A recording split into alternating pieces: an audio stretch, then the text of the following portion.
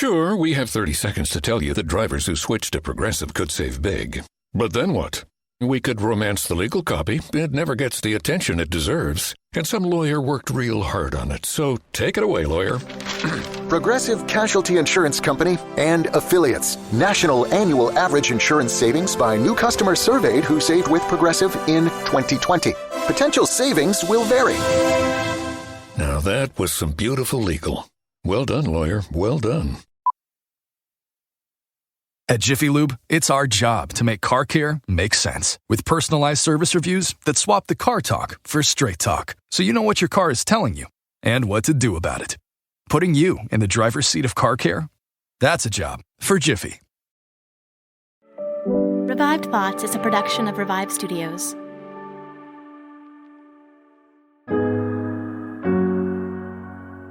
This is Troy and Joel, and you are listening to Revive Thoughts.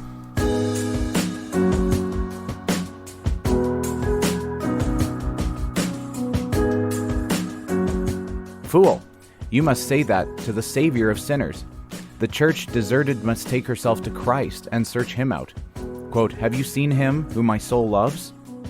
Every episode, we bring you a different voice from history and a sermon that they delivered. Today, we're hearing a sermon from Samuel Rutherford. He preached this sermon sometime in the mid-1600s. Troy, how are you doing today? I'm great. So we are officially moved into our new house in Indonesia. So for last week, you heard us say we were in Indonesia. We'd moved countries, kind of dropped under the southern hemisphere, and now we are in our house that we will be staying in. The studio we want to build for podcasting, not yet built. We have some visa work to do so we can open a bank account, lots of stuff there. But we're slowly but surely getting to where we need to go, which is great. And it's nice to finally kind of be in the place. It's a nice place. We're really excited. It's much better than the apartment in the side of the fourth floor of a school where we were staying before. So this has been really nice. Well, I expect some speedy chop, Troy. Next episode, next sermon, I expect it to sound crystal clear over there. Perfect, So yeah. you got some work to do. We got all the Revive Studios team audio managers and, all the engineers coming together on this. So hopefully soon, but there's a lot of red paper tape or whatever. Joel Samuel Rutherford, who is someone we have not done before, which is so funny because both Joel and I, when I was doing the prep, I was like, have I not done Samuel Rutherford? Yeah, we thought for sure we had a guy. Rutherford. We don't. This is our first time doing it. And when I was doing the research, I realized, I've never done this guy before. He's really interesting. He just seemed like somebody we should have done by now. So it's exciting to do. One recommendation, if you're new or you're listening, you're not sure, hey, what do I think of Samuel Rutherford? He comes highly recommended by Charles Spurgeon, who said that Rutherford's Letters, which is a book that gets published, we'll talk about that in a minute, is as close to as divine inspiration as human writing can ever get. Now, Spurgeon's not saying he is divinely inspired. He's just saying as close to humans can get to writing something on the same level as God, which is a far distant gap, I'm sure he means. There's a big gap. This is there, it. Yeah.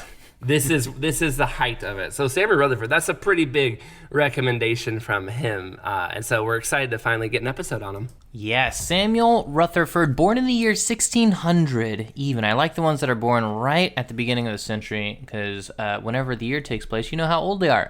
Automatically, it's easy to calculate. Born into a poor family, the part of the country they were in at the time was just called Scottish Borders. And he came from an ordinary family. They were either a farmer or miller, some type of working class. They're not noble birth is what we're trying to say there. You wouldn't have a movie made about them being a prince or anything like that. Normal guy. He had brothers. One brother grew up to be a teacher. Another grew up to be a soldier in the Dutch army. But there's nothing in Rutherford's family that really set him up for success. He got himself an education, went to the University of Edinburgh, and he eventually settled into a professor role there at the same school. It's said that he converted to Christianity in the year 1624, so 24 years old. See, it's helpful. It's nice. 24 years old. We don't see a whole lot of evidence of that in his life. A few years later, in 1626, he actually got fired from being a teacher, and there's some debate around this whole scandal. But it seems like it's most likely attributed to an immoral conduct between him and a girl that he would end up making his wife, but it doesn't seem like, while he might have had a profession of faith or might have come to know, and by all means, there are genuine believers that screw up and make really bad errors, and that might be what is going on here, but we see this structure of this guy coming from nowhere, becoming a Christian, and then pretty much ruining his career by having this illicit relationship with a girl that he liked. So it's kind of like, where do you go from here, right? But there must have been something in this situation that turned out for good, even though, there was and when we say immoral conduct, I mean, I believe he had a full-on, relationship with her, but we don't know. It could have just been that they looked like they were having a relationship, or it could have just been, I don't know what the Puritan 1600s conduct was. Was it just they were out too late, or was it that they were caught in the middle of something? We don't know all the scandalous details. And again, some people don't think anything happened at all. Now, what looked like a bad situation ended up turning out for his good. In 1627, about a year after this, he becomes a minister. So despite whatever happened in this immoral conduct relationship, despite whatever falling he had, he now was suddenly very much on fire for God. Seems like he's really experienced the grace of God here. One person described him as always preaching, always praying, always visiting the sick, always catechizing or teaching the youth, and always writing and studying. And if we knew nothing else about him, that would make him a worthy minister to me. If others described you with that kind of zeal, I think it'd be a sign you love Jesus quite a lot. It was said he would wake up at 3 a.m. to be ready for all he needed to do in the community that day. This went on for 5 years until, sadly, his wife, who had been struggling with the disease for 13 months, died. On top of that, the 3 months leading up to that disease killing his wife, he himself had been sick and almost died of fever multiple times. So those last few months together, he's not even really able to take care of her. He himself is on death's door. Before the year is over, his own sons will end up passing away during this time too, of the same, from what I can tell, the same fever. So his entire family and almost himself dies basically in 1 year due to this horrible fever that takes them. This would have been enough to break many Christians, and I can't even imagine. I'm sure it would break me. Reminds me of the story of Adoniram Judson, who Elise covered on Martyrs and Missionaries, who, when his wife and his young child died, he kind of made a hut in the jungle and just sat there for 40 days to kind of process the grief of losing them. And when Felix Carey, the son of William Carey, lost his wife and children and the translation of the Bible he'd been working on, all in one ship, it went into the sea, he never really truly recovered. If you've listened to that episode also on Martyrs and Missionaries, you'll see that he just never comes back the same. But Rutherford, through the grace of God, though he suffered, he did not waver in his faith and trust in God. And in fact, it seemed to light even more fire under him for the love of his people and his congregation. Yeah, just as a side note, it is really interesting to see this dramatic shift in his personality. Again, we talk about him not coming from a past that there's any evidence of a significant fervor for the Lord. Obviously getting into some controversies there with this young woman. And then there's a shift. There's something that changes where he is all in. And, I feel like I can only attribute it towards the Holy Spirit, working in him and using him in that. And that's really neat to see. And it continues throughout his whole life. The tragedy of losing his family is heartbreaking. But he had some other trials, literally trials, because this is there's a lot of controversy in England as a whole right now. This is post-Reformation, leading up to the English Civil War. The rules on faith and how you can interact with displaying faith and talking about faith are becoming really, really strict. And he was labeled, we see this a lot in this era, a nonconformist, which basically means that you're saying things that aren't in accordance with what the Church of Scotland is approved, is due, which many of the all of the Puritans at this time were nonconformists, essentially. And so he would write these papers, these documents, and he would get in trouble for them, and they would actually go to court to see if he's guilty of these heresies, in air quotes I'm doing here. There's one account of him getting ready for this court appearance, and some of the judges that were supposed to be presiding at the trial were caught in a bad storm, and they weren't able to make it to the hearing. And one of the judges that was there in town with him happened to be friends with him and ended up letting him go. But like any Puritan in this area that's hardcore and committed, he would continue to write stuff and continue to get in trouble by the church state there, and end up in other trials. Again, another one in 1634, and then finally in 1636. This was the big one, the one that would be the last straw for the work he was doing there. 1636. You know how old he was when that happened, Troy? 36. Well, it's so easy. Born it's in great. 1600, it's 36. I'm trying to think if we have any other people born right on that 00. We do, but I can't remember the last time we had one. We definitely do, yeah. He'd been writing theology books against Arminians, and this was just kind of the final straw for the state Church of Scotland. Remember, like, the government and the church are blended together here. And sometimes you just have to kind of step back and think about how crazy this is. I mean, people have contentious issues all the time. They debate Arminianism and Calvinism all the time online. But imagine if you're on the wrong side of that. You know, you're posting the wrong opinions on Facebook or Instagram, or you're writing the wrong kind of blogs. Imagine that the courts of the government are coming for you and are sending you to jail, sending your friends to jail. I mean, in his lifetime, Rutherford will have multiple friends go to jail, and two of his friends will be executed. Close friends of his, people riding beside him, basically, will be executed for their opinions on theology, for their opinions on human will versus God's sovereignty. That's, I sometimes just think that's a little crazy that was such a thing, and yet that's exactly, what is going on. Now, Arminianism in the 1600s is very different than Arminianism today, so this is a big difference, but still, it's just, you have to step back and go, wow, we're quite blessed that Joel and I can record this, and we don't have to worry about saying something about one party, wrong and getting thrown in jail afterwards for it.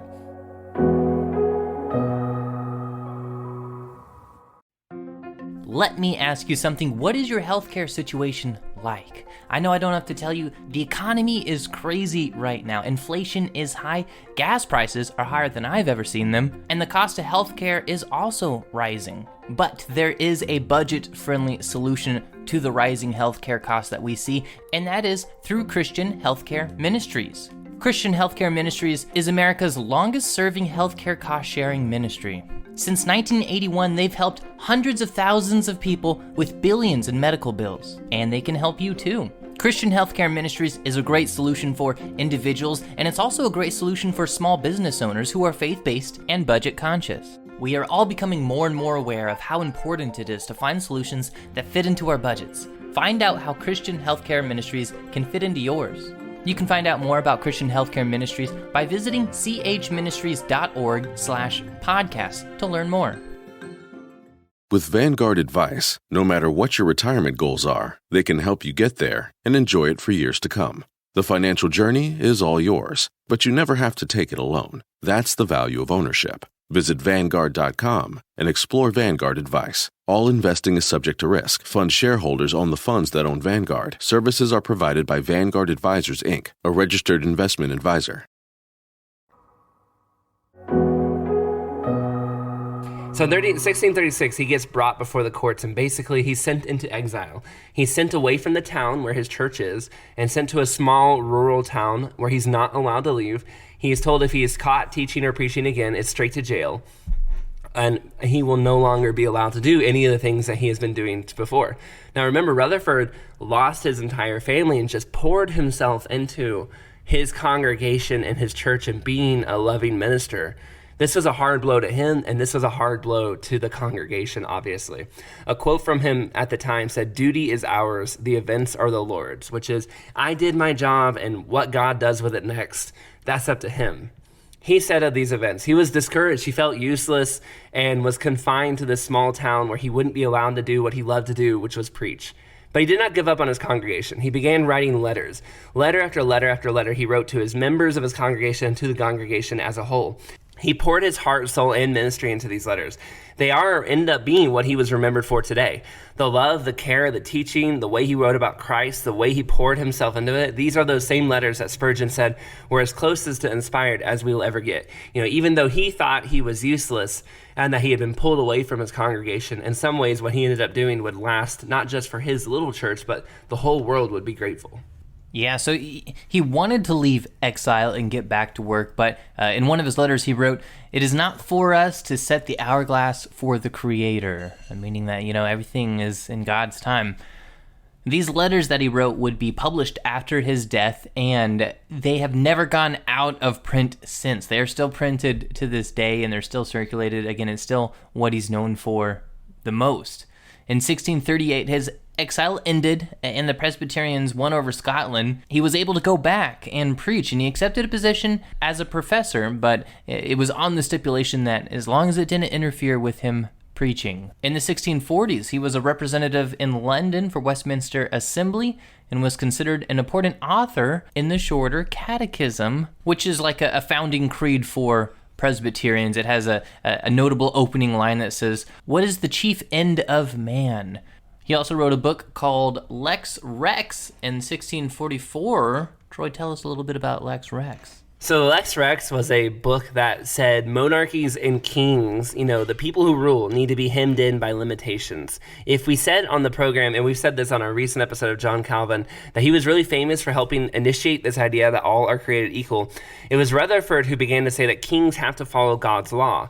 Like, basically, if a king breaks the rule, the state has to punish them. The idea before was all men are created equal, but who was going to take the king to court and use the state to basically tell the king, if you break the laws, you have to go to jail just like everyone else? Rutherford was the one who started saying, no, everyone's created equal, so even the kings have to follow the rules they make, because the true rule, the true law that is over everybody, is God's law.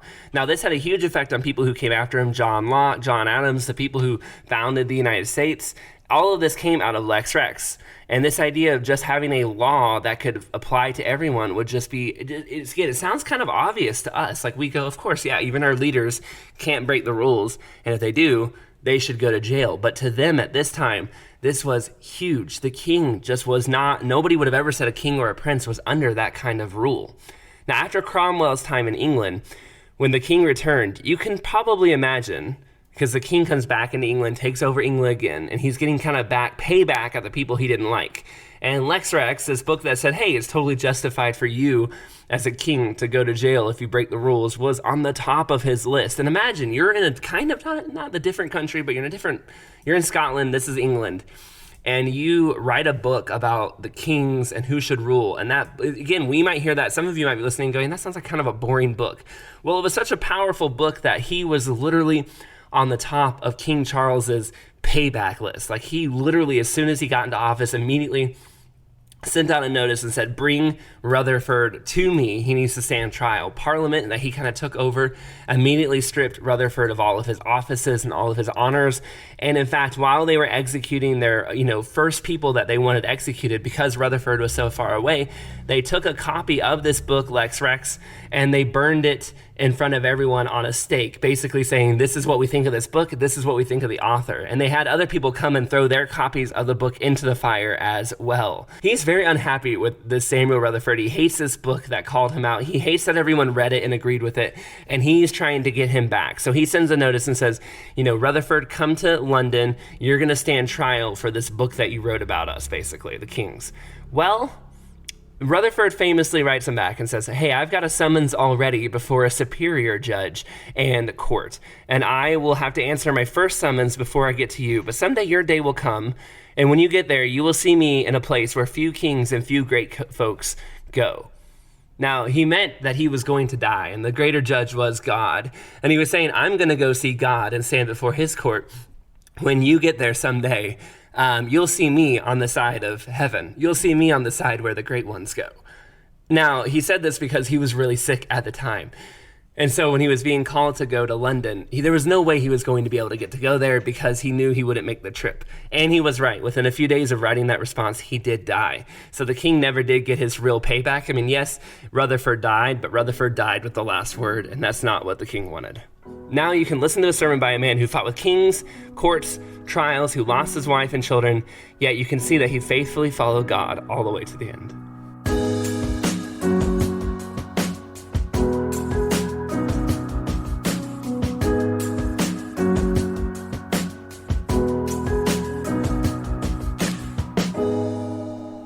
Quote, then she came and worshipped him, saying, Lord, help me. Unquote. Matthew 15:25. Christ had denied her to be his, but she will not deny that Christ is hers. See how a believer is to carry himself towards Christ, when they feel deserted. We see first that for the deserted believer, there is a patient submission to God under desertion, and it is sweet. Even if I saw no reason, why was I abandoned when I cry and shout, and God still doesn't answer? 1. His comforts and his answers are his own free graces. He may do with his own what he thinks good, and grace is no debt. Quote, "Hear, O Lord, for your own sake." Unquote. Daniel 9:19. 2. Infinite sovereignty may lay silence upon all hearts. Good Hezekiah, quote, "What will I say? He has spoken to me, and himself has done it." Unquote. Isaiah 38:15.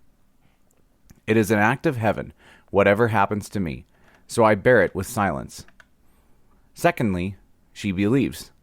There is a high and noble commandment laid upon the sad spirit. Quote, "He that walks in darkness and sees no light, let him trust in the name of the Lord and stay upon his God." Unquote. Isaiah 50:10. Fill the fields with faith, double or frequent acts of faith. Quote, my God, why have you forsaken me?" Unquote. Psalm 22:1. Two faiths are a double breastwork against the forts of hell. Ephesians 6:16, 1 Thessalonians 5:8. In the greatest extremes, believe, even as David in the borders of hell. Quote, "Yes, though I walk through the valley of the shadow of death, I will fear no evil." Unquote. Psalm 23:4. It is a challenge. I believe it is good. It is a cold and a dark shadow to walk at death's right side. Quote, "Though he slay me, yet will I trust in him." Unquote. Job 13:15. See Stephen dying and believing both at once. Christ's very dead corpse and his grave in a sort of believing. Quote, "My flesh also will be in hope." Unquote. Psalm 16:9. How sweet to take faith's back band, subscribed by God's own hand, into the cold grave with you, as Christ did. Quote, "You will not leave my soul in the grave." Unquote. Verse 10. 4. Faith says, sense is a liar. And the flesh will say about faith, quote, "His archers circled around me, he cleaves my reins asunder, and does not spare, and pours out my gall on the ground." Unquote. Job 16:13. But faith says, quote, "I have a friend in heaven. Also now my witness is in heaven." Unquote. Verse 19. Sense makes a lie of God. Quote, "He has also kindled his wrath against me, and takes me for his enemy." Unquote. Job 19:11. No, Job, you are the friend of God. See how his faith comes above the water. Quote, "I know that my friend by blood, or my Redeemer, lives." Unquote. Verse 25. Third, she waited in hope, and did not take the first or second answer. Hope is long trusted, and at the midnight hour prophesies the good of God. Quote, "Though I fall, I will rise again." Unquote. Micah 7:9. Quote, "Then I said, I am cast out of your sight, yet I will look toward your holy temple." Unquote. Jonah 2:4. There is a seed of heaven in hope. When God hid his face from Job, Job 13:24, yet, quote, "He also will be my salvation." Unquote. Verse 16. There is a negative and overclouded hope in the soul at the same time.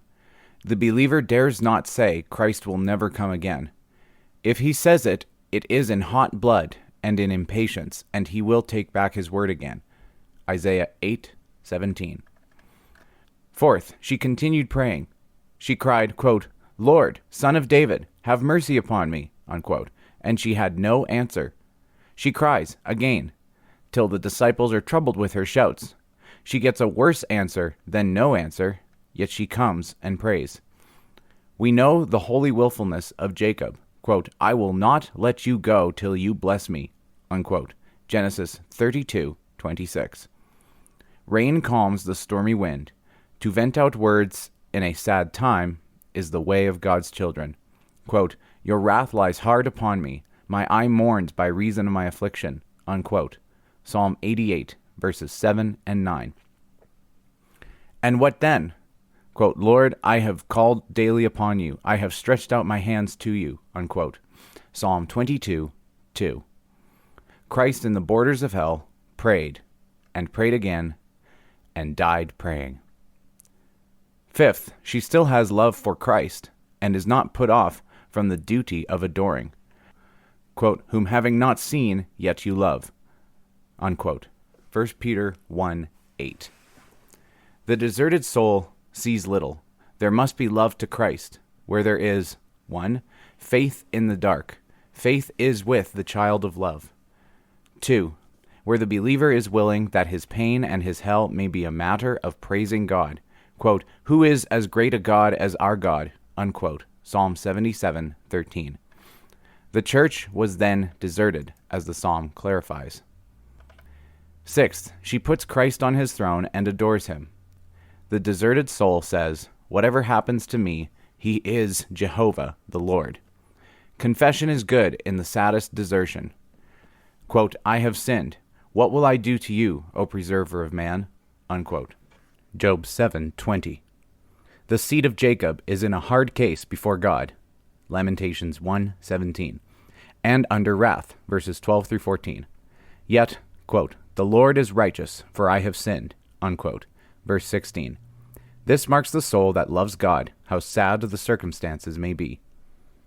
Seventh, she sees it is a test, as is clear by her instant pursuit of Christ, even after many repulses. It is great mercy that God does not come behind our backs and strikes not in the secret dark. Quote, and I said, this is my infirmity. Unquote. Psalm 77:10. He gathers his scattered thoughts and takes himself in the temptation. It is mercy, 1, to see the temptation in the face. Some lie under a dumb and a deaf temptation that takes away all 5 senses. Cain is murdered in the dark at midnight with temptation, and he does not know what it means. 2.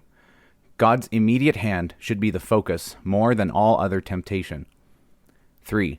Here the conscience is timid, and travels its ways under the trial.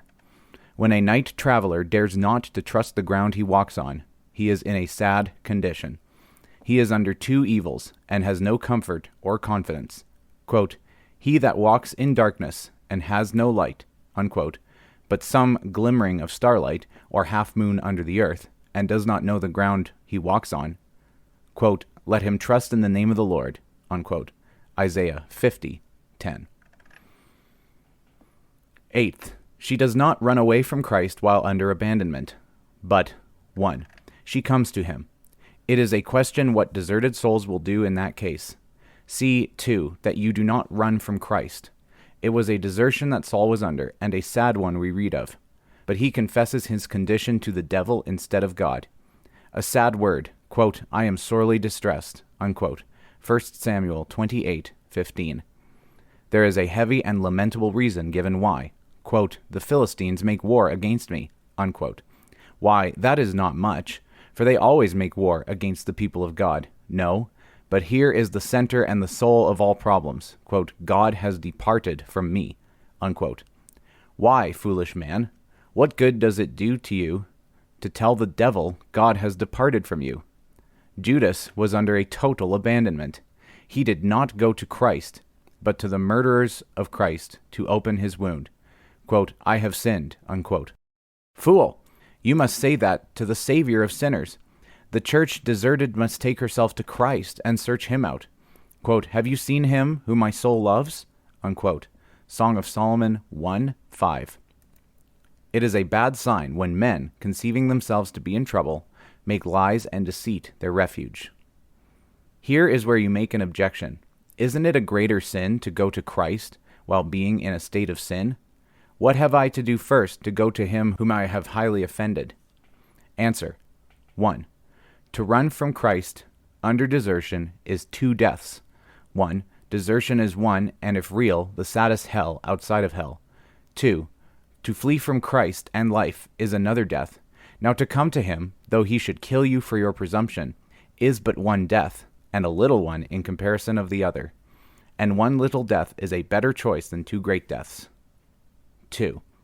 Consider how living a death it is to be killed doing a duty and aiming to flee into Christ. Better die by Christ's own hand, if it must be the case, as by another's hand. And better be buried and lie dead at his feet, as to run away from him and live in desertion. If the believer must die, it is better his grave is to be made under the throne and under the feet of Jesus Christ, as to die in a state of strangeness and alienation from Christ. All the deserted ones that we read of did flee into God. Psalm 34, 39, 88. Job 13:15, Isaiah 38. 3. It is good to claim him as your God, though he should deny you, and crawl to him, though he should throw you out of his sight. Better kiss the sword that kills you, and be slain with his own hand, as cast away your confidence from approaching God. Quote, but she came and worshipped. Unquote. A heavier temptation cannot befall a soul tender of Christ's love than to cry to God and not be answered, and to cry and receive a flat and downright renouncing of the poor pleader. Yet this does not thrust her from continuing her duty. She comes and worships and prays. It is a blessed mark when a temptation does not thrust a soul from a duty. And 1. When the danger and sad trial is seen, it is good to keep going on. Christ knew before that he would suffer, and when they would apprehend him, yet he went to the garden to spend a piece of the night in prayer. It was told to Paul by Agabus, if he went to Jerusalem, the Jews should bind him and deliver him to the Gentiles. It was his duty to go, and he said, quote, why do you weep and break my heart? I am ready not only to be bound, but to die for the name of Jesus. Unquote. Acts 21:13. Dying could not thrust him from a duty. He ran the risk of death to go in to see the king. Yet aware of his duty calling him, he goes on in faith. Quote, if I perish, I perish. Unquote. 2. In the act of suffering, Christ on the cross prays and converts the thief. Paul, with an iron chain upon his body, preaches Christ before Agrippa and his enemies, and preaching Christ was the crime. Paul and Silas, with bloody shoulders, must sing psalms in the stocks. 3. Indefinitely, after the trial and when the temptation is on, yet the saints go on. Quote, all this has come on us. Unquote. Psalm 44:17. There is the temptation, the duty. Quote, yet we have not forgotten you, and not dealt falsely in your covenant. Unquote. Quote, princes speak against me. Unquote. There is a temptation, yet here is a duty. Quote, but your servant did meditate on your statutes. Unquote. Psalm 119:23. Quote, my soul faints for your salvation, but I hope in your word. Unquote. Verse 81. Quote, the wicked have laid a snare for me, yet I did not stray from your precepts. Unquote. Verse 110. Quote, many are my persecutors and my enemies, yet I do not diminish your testimonies. Unquote. Verse 157. Quote, they fought against me without a cause. Unquote. Psalm 109:3. Quote, for my love, they were my adversaries, but I gave myself to prayer. Unquote. Verse 4. 1. It is a sign of a sweet, humbled servant who can take an attack and yet go about his master's service. And when a soul can pass through fire and water to stay at a duty, for then the conscience of the duty has more prevailing power to act obedience than the salt and bitterness of the temptation has power to subdue and vanquish the spirit. It is likely grace will have the day and win against any corruption. 2. It proves a soul well watched and kept from the incursion of an imbibing sin and a homebred corruption. For the temptation will attack wherever the weak place of temptation is, as fire kindles the nearest powder and dry timber, and then grows. Quote, they prevented me on the day of my calamity. Unquote. Psalm 18:18. Quote, I was upright before him, and I kept myself from my iniquity. Unquote. Verse 23. The devil has a friend within us. Now there are degrees of friends, some nearer of blood than others. The man's own flesh is the dearer friend to Satan than any other sin. If pride is the predominant sin, it is then as easy as Satan's firstborn, for he runs his business by pride. 3. So it may be argued that the soul steeled and fortified with grace takes occasion from the sinfulness of the temptation and the edge of it to be more zealous and active in duties.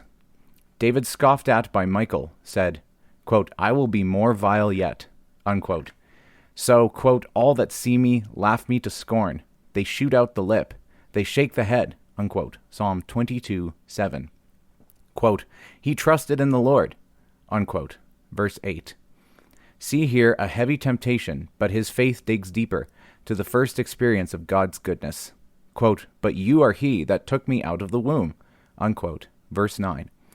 As the church mocked with this, quote, sing us one of the songs of Zion, unquote. Psalm 137. Raises a higher esteem of Zion because Zion's songs are scoffed at. Let them mock Zion as they listen, quote, but if I forget Zion, unquote. Verse 5. Then I pray God, quote, my tongue may become stuck to the roof of my mouth, unquote. Verse 6. So the thief, hearing Christ blasphemed and railed on by his fellows, does take more boldness to extol him as a king. Quote, Lord, remember me when you come to your kingdom, unquote. Grace appears the more gracious and active when it has an enemy.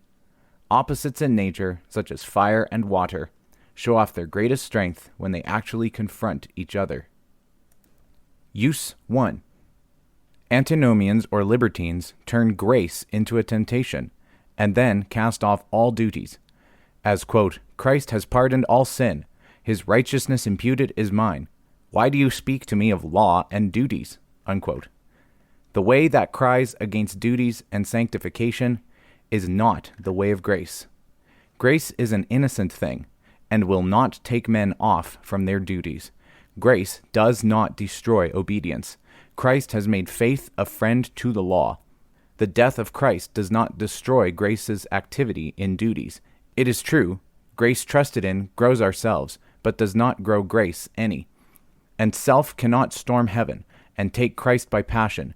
Grace, though near of kindred to Christ, as it is received in us, is but a creature, and so may be made an idol, when we trust in it and seek not Christ first.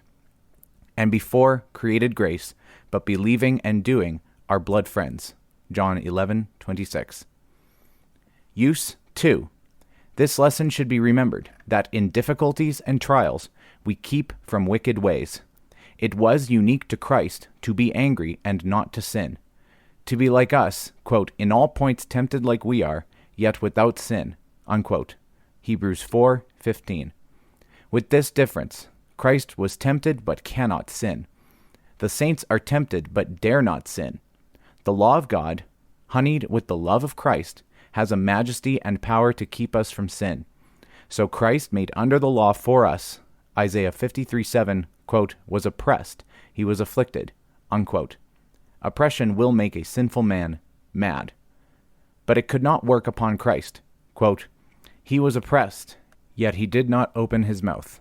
He is brought as a lamb to the slaughter, unquote. So all Christ's followers did. They are tempted, but grace puts a power of tenderness on them. Joseph, when tempted, says, quote, how can I do this great wickedness and sin against God? Unquote. Genesis 39:9. David is reproached by Shimei, but he dares not avenge himself. Job, tempted more than any man, yet, quote, in all this, Job did not sin, nor accused God foolishly, unquote. Job 1:22. I confess that the temptation does sometimes obtain half a consent. Nabal tempted David, so that he resolved to be avenged. 2. And when it does, it will leave a scar and a handicap behind it in some, for their whole life. Peter will all his life be known to be the one that once swore off his Lord. But this is fearful when men both create temptations by defending a bad cause, as holy men may have an unholy cause, and then can find no way to carry it out but by crooked policy and deceit. We are now being pursued by bad men with an unjust war. To embrace peace upon any dishonorable terms to Christ is to desert a duty for fear of a temptation. On the other side, to refuse an offer of peace because many innocent persons have been killed is also yielding to a temptation.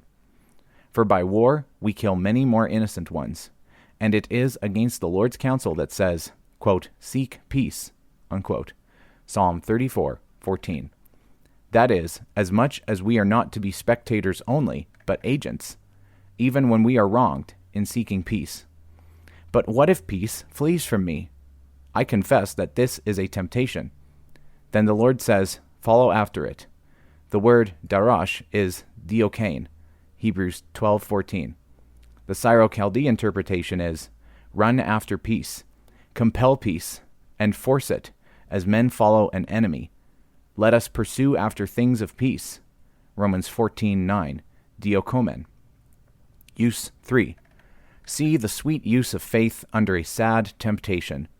Faith moves with Christ and heaven in the dark, upon plain trust and credit, without seeing any certainty or plan. Quote, blessed are they that have not seen, and yet have believed. Unquote. John 20:29. And the reason is, because faith is the foundation and bone of spiritual courage. Faith keeps you protected like a walled city against hell. Yes, with it you are able to stand under impossibilities. And here is a weak woman, though not as a woman, yet as a believer, standing out against him, who is, quote, the mighty God, the Father of ages, the Prince of Peace, unquote. Isaiah 9:6.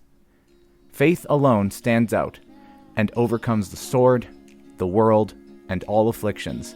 1 John 5:4. This is our victory, how one man overcomes the great and vast world.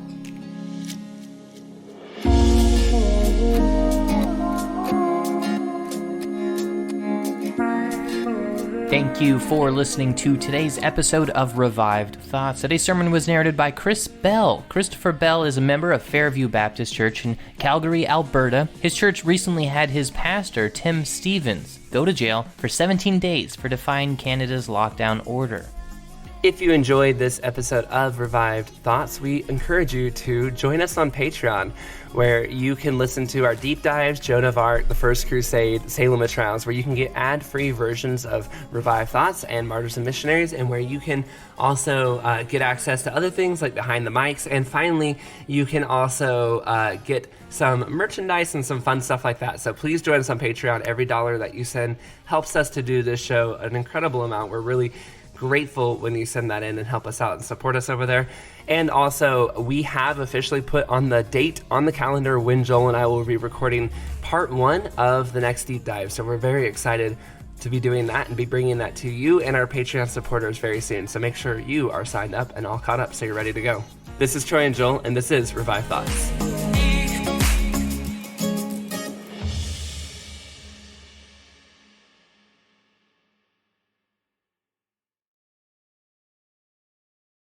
The future will be amazing, and that's all well and good. But what about today?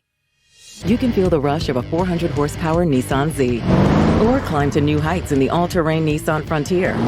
Light up the road in the all-electric Nissan Ariya that feels like a sci-fi dream come true.